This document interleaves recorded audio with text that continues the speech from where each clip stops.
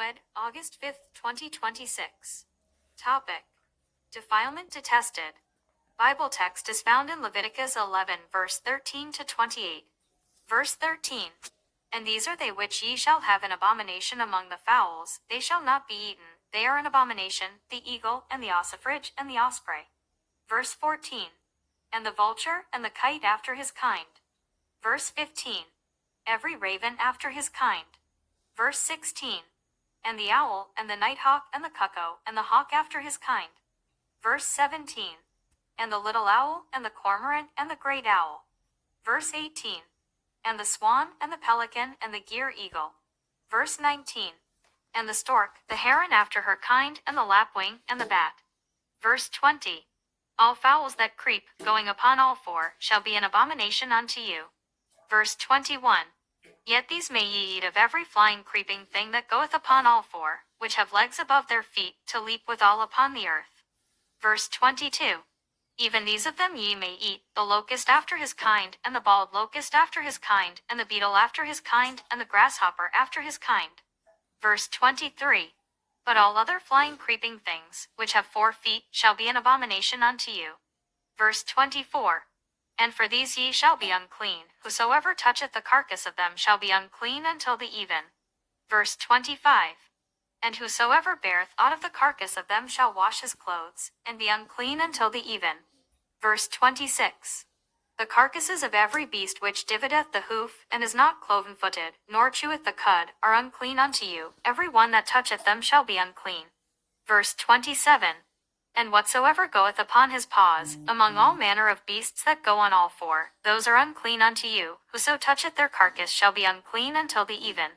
Verse 28. And he that beareth the carcass of them shall wash his clothes, and be unclean until the even, they are unclean unto you. Key verse.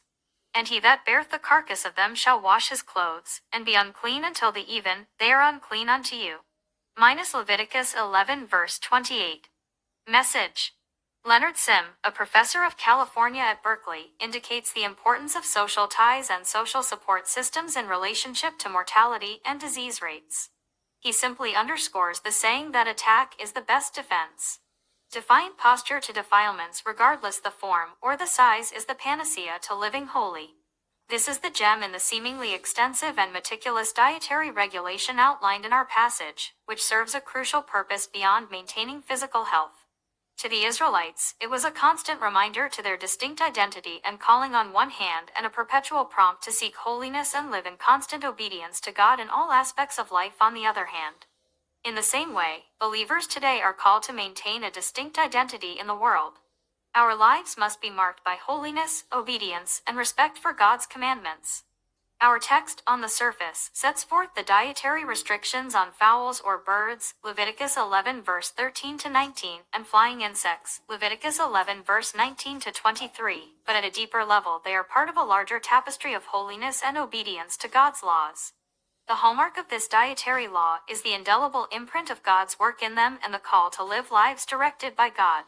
The regulation constantly reminds the Israelites that they are a different and separate people who should by no means live the same way or share common values with the surrounding nations.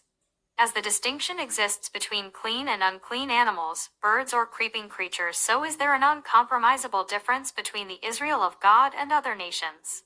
Their food choices reflect this consecrated, holy identity. How this speaks to you, the Ecclesia, called out one today. If you are saved, your only option is to be separated to live holily before the Lord who saved you. But just as he who called you is holy, so be holy in all you do, for it is written, But as he which hath called you is holy, so be ye holy in all manner of conversation, because it is written, Be ye holy, for I am holy. 1 Peter 1 verse 15 and 16. These detailed and seemingly complicated instructions underscore the place of God's amazing grace and the unmerited favor he shows to us by his covenant-loving kindness. Thought for the day. Passion for heaven necessitates strict separation and unqualified obedience to the Word.